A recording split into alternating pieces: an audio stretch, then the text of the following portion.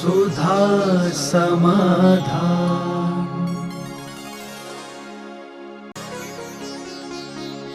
नमोस्तु गुरुदेव। योग, उपयोग, भोग और परिभोग में क्या अंतर है? योग का अर्थ होता है सामान। योग के कई अर्थ होते हैं। योग का अर्थ है द्वंद्व, योग का अर्थ है मिलना, योग का अर्थ है संयोग, यानी दो वस्तुएं मिल जाना, ये योग कहलाता है। दो अर्थ में भी योग शब्द का अर्थ आता है। उपयोग और उपयोग में, उपयोग का अर्थ भी कई रूढ़ अर्थ भी है और व्युत्पत्ति अर्थ है। रूढ़ अर्थ ये है कि ज्ञान दर्शन जब अपना कार्य करता है तो उसे उपयोग कहते हैं, रूढ़ अर्थ है। उसकी संज्ञा अर्थ है, घटित नहीं हो रहा है। और उत्पत्ति अर्थ होता है कि जो योग है, यानी दो वस्तुओं में निकटता से उसकी जो परिणति होती है वह उपसर्ग पूर्वक उपयोग बनता है। उपयोग, उपयोग का अर्थ भी होता है उपयोगिता। वही इसने सही उपयोग किया इसका, जो उपयोग करना चाहिए। अर्थ क्रिया में भी उपयोग शब्द का प्रयोग होता है। भोग परिभोग का अर्थ होता है, ये भी रूढ़ अर्थ में आते हैं और एक व्युत्पत्ति अर्थ आते हैं। भोगना का अर्थ भुज धातु से बनता है। किसी वस्तु को उपयोग, उपभोग करना और बार बार उपभोग करना, ये सामान्य अर्थ है। हमारे यहाँ इनका रूढ़ अर्थ दिया गया है। रूढ़ अर्थ है जो एक बार भोगने में आवे उसको भोग कहते हैं। जैसे रोटी, अब रोटी एक बार भोगने में आती है, एक बार खाने के बाद वो दोबारा काम में नहीं आती। उपभोग किससे कहते हैं? जैसे वस्त्र, अब एक ही वस्त्र तुमने कल पहना था, आज भी पहन सकते हो। जो आपके हैं और भी चीज़ें हैं, दर्पण है, कंघी है, जूते हैं, गाड़ी है, ये सारे के सारे बार बार उपयोग में आते। एक ही वस्तु बार बार उपभोग में आवे उसको उपभोग बोलते हैं। वह कोई वस्तु एक बार ही उपयोग में आवे, द्वारा वो उपभोग के योग्य ना हो, उसे भोग बोलते हैं। ये रूढ़ अर्थ हैं, ऐसा मानते हैं। नमोस्तु गुरुदेव। यह बात कहाँ तक सही है कि टेक्नोलॉजी कभी गुरु का स्थान नहीं ले सकती? टेक्नोलॉजी इसलिए गुरु का स्थान नहीं ले सकती क्योंकि वो टेक्नोलॉजी गुरु ने नहीं बनाई है। वो टेक्नोलॉजी जो बनाई है वो एक यंत्र के अधीन है। वो एक असंयमी की खोज है। वो एक स्वार्थमय परिणामों से बनी है। और गुरु की जो खोज होती है वो निस्वार्थ होती है। वो स्वयं साधना से प्रसूत होती है। वह संसार की वृद्धि के लिए नहीं होती है, संसार को सुधारने के लिए होती है। टेक्नोलॉजी है जो संसार को बढ़ावा देने के लिए होती है, और गुरु की जो नीति होती है संसार को सुधारने की होती है। इसलिए ये दोनों कभी एक रूप नहीं धारण कर सकते। नमोस्तु गुरुदेव। दिगंबर धर्म की लड़की अगर श्वेतांबर धर्म में विवाह कर लेती है तो क्या वह जैन मुनियों को आहार दे सकती है? कई बार कह चुका, सांप्रदायिक परिवर्तन होने के बाद फिर क्यों देना आहार? कौन गुरु? आहार भूखे को नहीं दिया जाता, गुरु को दिया जाता है, धर्मात्मा को दिया जाता है। धर्म ही परिवर्तन हो गया, गुरु ही परिवर्तन दे गया, तो आहार देने का मतलब क्या रहा? आहार दिया जाता है जब हमारा धर्म वही हो जो हमारे गुरु का है। आहार दिया जाता है जब वही गुरु हो, हमारा दूसरा गुरु नहीं हो। तब ये बातें आती। लोग आहार देने को यूँ समझते हैं कि आहार हमें देने को मिलना चाहिए। क्यों? कौन है? तुम किस लिए आहार दे रहे हो?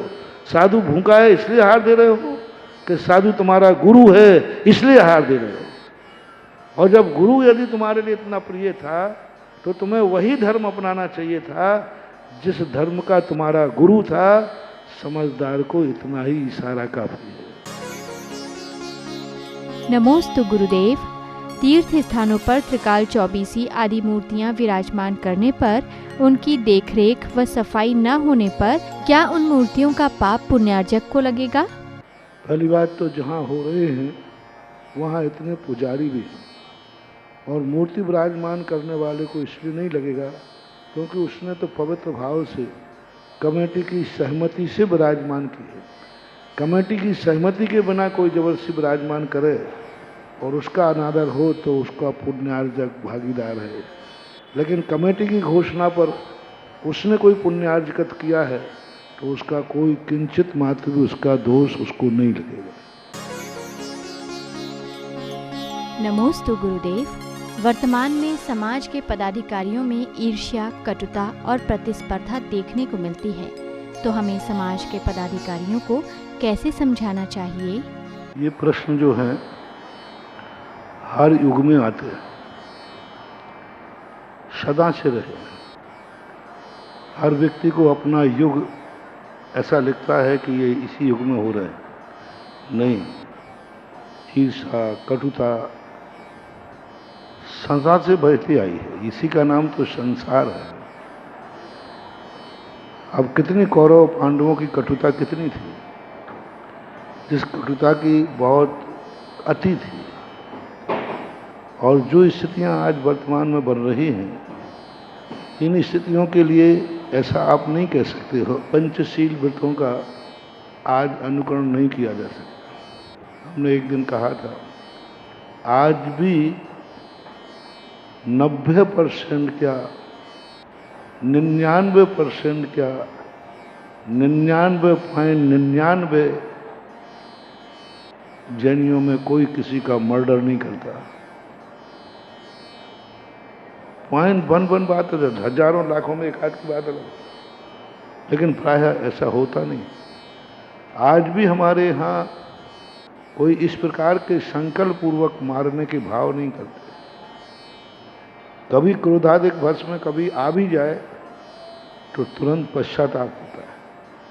क्रोधादि भाव से आ जाए तो परिवार के लोग समझाते हैं। क्रोधादि भाव से आ जाए तो वो अपने समाज के गुरुजनों के समझाने से प्रायश्चित और प्रतिक्रमण करता है। संसार का पहला दर्शन है जिसमें प्रतिक्रमण की व्यवस्था है, उसका नाम जैन दर्शन है। किसी भी संसार में, किसी भी दर्शन में प्रतिक्रमण नहीं है, कोई प्रतिक्रमण नहीं है। हमारे यहाँ प्रतिक्रमण है, और प्रतिक्रमण बता रहा है कि हमसे यदि हिंसादि कोई दोष होता है तो हम तस्मिच्छामि दुक्कड़म कहने में चूकते हैं। आज हमने जैनियों को देखा, आप लोग गाड़ी चलाते हो, गाड़ी के नीचे यदि कोई छोटा सा जानवर आ जाता है, सांप, गिलहरी, बंदर आदि, तो लोग रोते हुए प्रायश्चित लेने आते हैं। उनकी कोई भूल नहीं है, गलती नहीं है, रोते हुए प्रायश्चित लेने आते हैं। महाराज बहुत पाप हो गया। बोले क्या? सामने एक गिलहरी मर गई, एक चूहा मर गया, एक सांप मर गया, एक गाय मर गया, ये क्या है? यदि अंदर अहिंसा का संस्कार नहीं होता, अरे गाड़ी से मर गया, मैंने कोई मारा थोड़ी है। और किसी को पता भी नहीं है, किसी को पता भी नहीं है। स्वयं को तो पता है, वो स्वयं आकर के गिलानी से भर के, महाराज जी आप तो जो कुछ देना हो देव, मेरे से पाप हो गया। हमारे जैन दर्शन की सबसे बड़ी विशेषता है जैनी की, वो पाप छोड़ पाए या ना छोड़ पाए, लेकिन पाप को पाप मानने में पीछे नहीं हटता। पाप छोड़ पाए या न छोड़ पाए, लेकिन यह कहने में नहीं कहता कि ये पाप नहीं है, वो तो कहता पाप तो है। क्रोध नहीं छोड़ पाए तो नहीं छोड़ पाए, लेकिन क्रोध को बुरा तो मानता है। ये आज भी संस्कार जैनियों में हैं। बताओ कितने डाकू हैं जैनियों में चोरी के। ये जो चोरियां कर रहे हो आप धंधे पाने की, ये चोरियां नहीं, ये तो सरकार की नीतियों की जो नीतियां ऐसी उल्टी सीधी बन जाती हैं, जिस कारण से मजबूर होकर के उसे बचाना पड़ता है। डकैत कितने हैं जो ताला तोड़ करके चोरियां करते हो? कितने लोग यहाँ पर हैं जो ऐसे महा झूठ बोलते हो जिसको फांसी हो जाए। जैनी व्यक्ति कहीं सत्य भी बोलने का मौका आता है ना, तो मौन रहना पसंद करता है, मुंह खोलना पसंद नहीं करता है। आज अदालतों में जैनियों के गवाह ऐसे हिंसादी कार्यों में सबसे कम देखने को मिलेगा। तो महानुभाव ऐसा नहीं कहो, आज भी, और जहाँ हमारे पूज्य आचार्य महाराज जैसे जिस पृथ्वी पर हैं, वहाँ आज भी धर्म है। जहाँ हम साधु लोग और जहाँ हमारे साधुओं के भक्त हैं वहाँ आज भी धर्म है। यदि धर्म नहीं होता तो ये 10 लाख क्षणपुर में यहाँ से रोक लगाई जा रही है कि भाई अब हाउसफुल हो गए। कल से कमेटी घबराना शुरू हो गई 2 दिन पहले से कि महाराज जी संख्या तो बहुत ओवर हो गई। हमने तो पिछले बार सुना था तो उससे तो थोड़ी सी ज़्यादा तैयारी की थी। अब तो यहाँ संख्या इतनी हो गई है। ये किसका प्रतीक है? किसका प्रतीक है? कोई यहाँ सोने की मोहरें नहीं मिल रही हैं। एक साधना, एक तपस्या, एक संस्कार के प्रति लगन कि चलो पूरी साल धर्म नहीं कर पाए तो चलो गुरु के सामने 10 दिन बैठ करके तो कुछ आत्मा का आलोचना कर ले। साल भर के किए हुए दोषों का पश्चाताप तो कर ले। साल भर के किए हुए दोषों का कुछ प्रायश्चित तो कर ले। और जिनको हम दोष नहीं मानते उन दोषों की आलोचना तो कर ले। ये देखना हजारों शिवरात्रि काय के लिए बात। ये क्या बताता है कि आज जैनियों में धर्म के संस्कार खत्म हो गए। 19 तारीख को देख लेना महानुभाव कि ये जैनियों के श्रावकों का सैलाब बताएगा कि आज जैनियों में जैन धर्म खत्म हुआ है कि विद्यमान है। आज जैनियों के धर्म करने वाले शिवरात्रि इतने आएंगे कि आगरा की समाज व्यवस्था करने के लिए सोचेगी। और मेरा सिद्धांत है किसी अच्छे कार्य का पंडाल छोटा पड़ जाए, व्यवस्थाएं छोटी पड़ जाएं, यही सफलता की निशानी है। यही सफलता की कि हमारी व्यवस्थाएं नहीं, हमने तो ओवर व्यवस्था, पंडाल खाली है, पंडाल व्यवस्थाएं बहुत बची रही, ये विफलता है। हमारी विफलताएं कम, सफलताएं, हमारी अव्यवस्थाएं कम पड़ जाएं, यही हमारी सफलता है। मैं तो कहता हूं कि आ जाओ रे विश्व के सारे 7 अरब 8 अरब के लोग, चिंता मत करना, मेरे में बहुत दम है। आ जाओ, कभी अजमा भी लेना, कोई बात नहीं कि मैं कहते ही मात्र हूं कि करता भी हूं। ये भी हो चुका है हमारे साथ। प्रभात जी आपके देवगढ़ में एसपी, पुलिस कमिश्नर, सीबीआई, सारी जनता, सारे लोग आ गए, जांच कमेटी है। इस पर्वत पर 30-35 हजार से ज्यादा व्यक्ति आ ही नहीं सकते। कमेटी घबरा गई कि सबने, गवर्नमेंट ने रोक लगा दी है कि हम यहाँ से जाखलौन है ना, यहाँ से आगे किसी को नहीं जाने देंगे। मुझे पता चला, मैंने कलेक्टर को बुला के कहा तुम इतनी सी जनता में घबरा रहे हो, लो मैं राष्ट्रपति को निमंत्रण करता हूँ कि अपनी 1 अरब की जनता लेके आ जाओ तो भी देवगढ़ में समाएगी।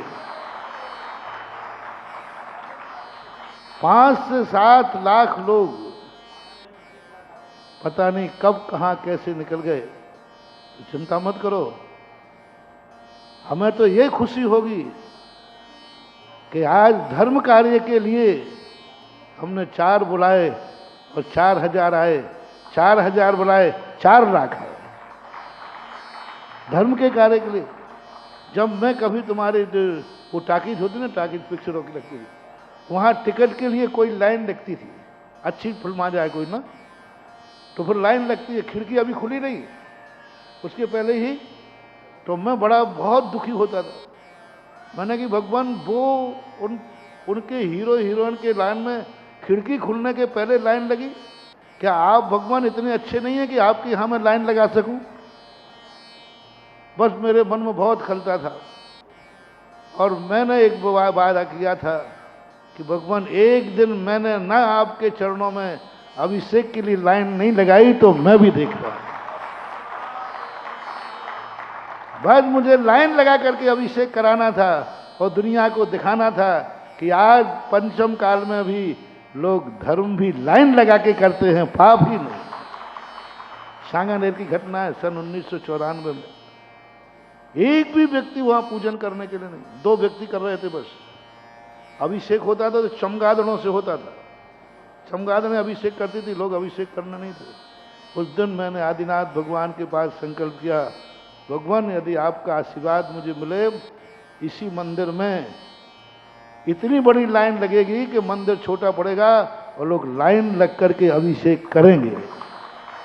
और आप सांगानेर जाके देखिए, सीधे अभिषेक मिलने वाला नहीं है, लाइन लगाना पड़ेगा।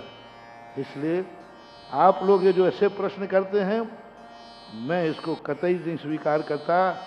आज भी धर्म है, आज भी धर्मात्मा है, और आज भी सारी दुनिया में जैनियों में आज भी आचरण की शुद्धि है। ये बात अलग है कि सफेद कपड़े पर दाग जल्दी दिखता है।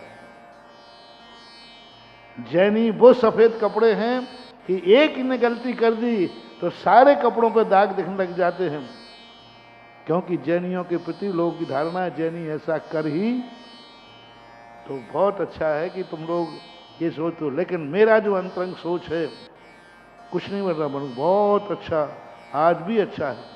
लेकिन फिर भी आपके प्रश्न का मैं थोड़ा समर्थन किए देता हूँ कि आपको यदि ये चिंता हुई है तो जरूर जो थोड़े बहुत बिगड़ रहे हैं वे भी सुधर जाओ भैया, सुधर जाओ। अभी भी अपने जीवन को कुछ ऐसा बनाओ कि ये जो चर्चाएं आती हैं कि पंचम काल में लोग धर्म से भ्रष्ट हो रहे हैं, धर्म से दूर भाग रहे हैं, अपन मिलके सिद्ध करें कि नहीं, आज भी धर्म है। भगवान नहीं है तो क्या हुआ, भगवान का प्रतिरूप साधु तो है, और साधु है तो उपासना करने वाला उपासक श्रावक भी है। जब तक श्रावक रहेगा तब तक साधु रहेगा, और जब तक साधु रहेगा श्रावक रहेगा। ये दोनों का गठबंधन है। आगम के अनुसार पूज्यवर यतीन्द्र शिवाचार्य महाराज ने एक साथ श्रावक और मुनि का अवसान कराया, एक साथ, एक दिन में।